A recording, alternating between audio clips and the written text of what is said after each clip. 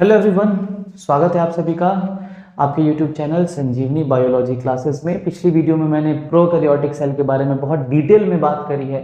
अगर आप ये वीडियो देख रहे हैं तो उससे पहले आप वो वीडियो ज़रूर देखिए, क्योंकि ये लेक्चर उसके बिना अधूरा है। क्योंकि हम इसमें प्रोकैरियोटिक सेल के स्ट्रक्चर के बारे में बात कर रहे हैं। दैट मीन्स प्रोकैरियोटिक सेल कैसा दिखता है।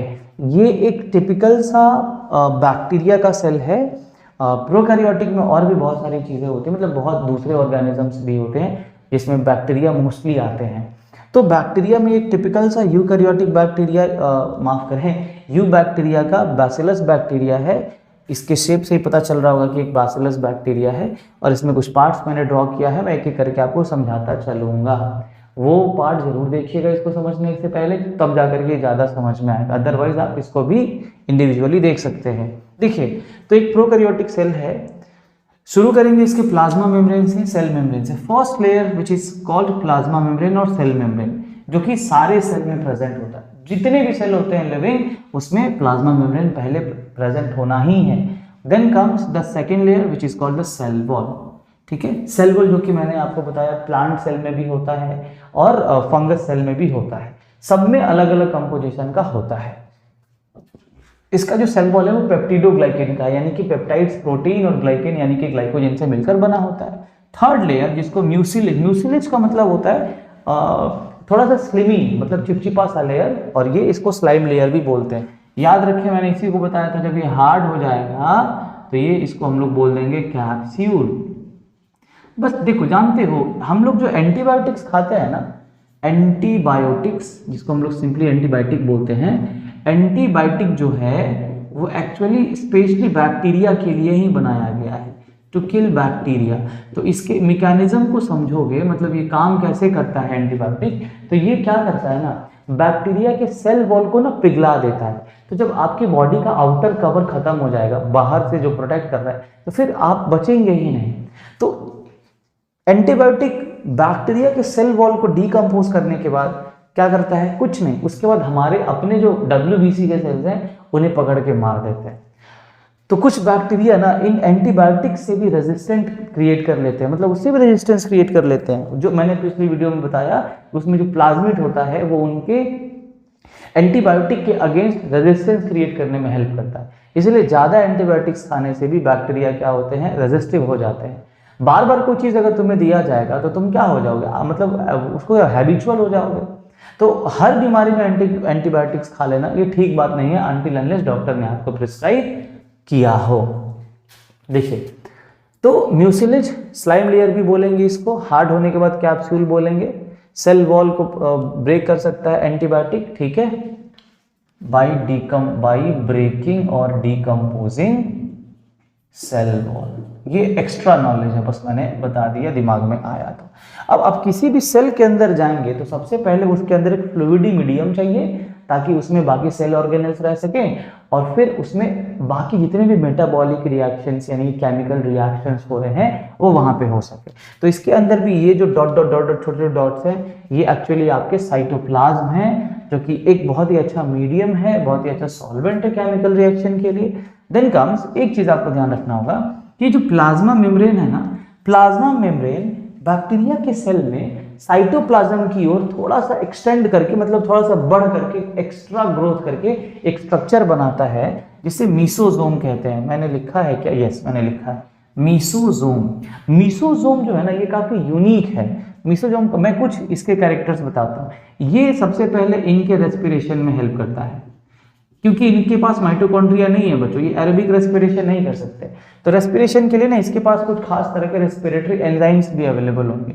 उसके बाद ये डीएनए कॉपिंग में हेल्प करता है, डीएनए कॉपी बनाने में हेल्प करता है। उसके बाद प्रोटीन सिंथेसिस कराने में हेल्प करता है, सेल वॉल फॉर्मेशन में हेल्प करता है, एटीपी प्रोडक्शन में हेल्प करता है, जो मैंने ऊपर लिखा दिया है ना। तो ये चीजों में मीसोजोम हेल्प करता है। तो मीसोजोम क्या है, आप कह सकते हैं ये प्लाज्मा मेम्ब्रेन का एक्सटेंशन है। Plasma membrane, extension of plasma membrane. Plasma membrane पूछ सकते हैं, ये प्लाज्मा मेम्ब्रेन एक्स्ट्रा ग्रो करके मीसोजोम बनाता है। और थोड़ा भीतर आते हैं, यही है बच्चों न्यूक्लियोइड। इसका डीएनए नेकेड है, राउंड है, मतलब ऑलमोस्ट राउंड है। सॉरी, इसका मैंने मिसोजोम लिख दिया है, एक्चुअली ये न्यूक्लियोइड है जो इसका जेनेटिक मटेरियल है, डीएनए है। बिना डीएनए के कोई भी सेल सर्वाइव नहीं कर सकता है, क्योंकि सर्वाइवल के लिए जो भी इंफॉर्मेशन चाहिए उसको इसी डीएनए में अवेलेबल रहता है। डीएनए ही उसको सारी चीजें बताता है कि तुम्हें कब कैसे क्या करना है।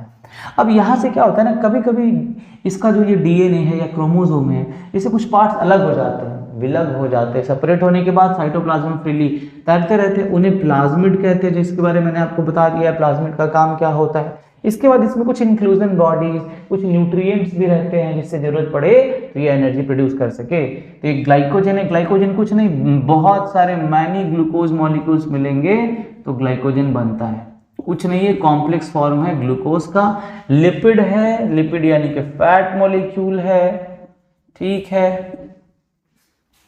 ये राइबोसोम्स है, राइबोसोम प्रोटीन सिंथेसिस में हेल्प करते हैं, जो 70S टाइप का हो जाएगा। ये बड़ा इंपॉर्टेंट सा स्ट्रक्चर है बच्चों, सारे बैक्टीरिया में नहीं होता है।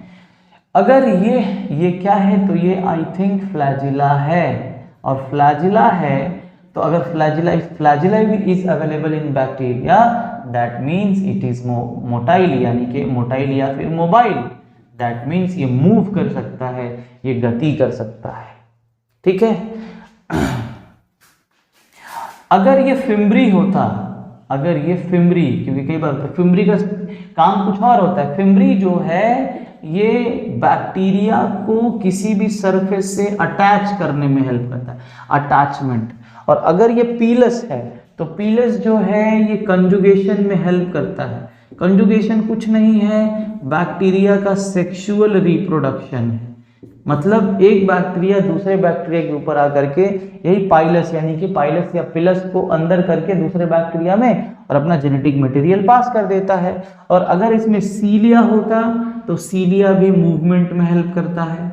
अगर इसमें सीलिया होता तो इफ इट इज सीलिया, तो सीलिया फ्लैजिला अलग चीज होता है, फिम्बरी और पाइलस अलग चीज होता है, याद रखिएगा। इसके देखिए, अगर ये फ्लैजिला को, इसको अगर फ्लैजिला कंसीडर करते हैं, जो पार्ट इसका सेल एनवेलप में प्रेजेंट होता है इसको बेसल बॉडी बोलते हैं, बहुत इंपॉर्टेंट है।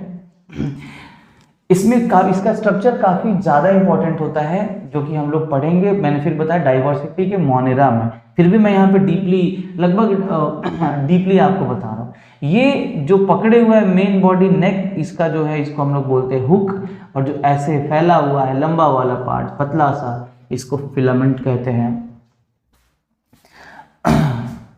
तो ये एक टिपिकल सा स्ट्रक्चर है बच्चों, जो कि आपको देखने को मिलेगा एक बैक्टीरिया में, प्रोकैरियोटिक सेल में। तो थोड़ी सी बैक्टीरिया के बारे में बात कर लेते हैं, प्रोकैरियोट्स के बारे में। देखिए, bacteria omni present everywhere, almost not all bacteria but most of the bacteria, and they can survive in any kind of conditions. अब हमारे बॉडी के अंदर if they can survive, that means we are eating food, and food contains many times lots of kinds of pathogens that can make us sick.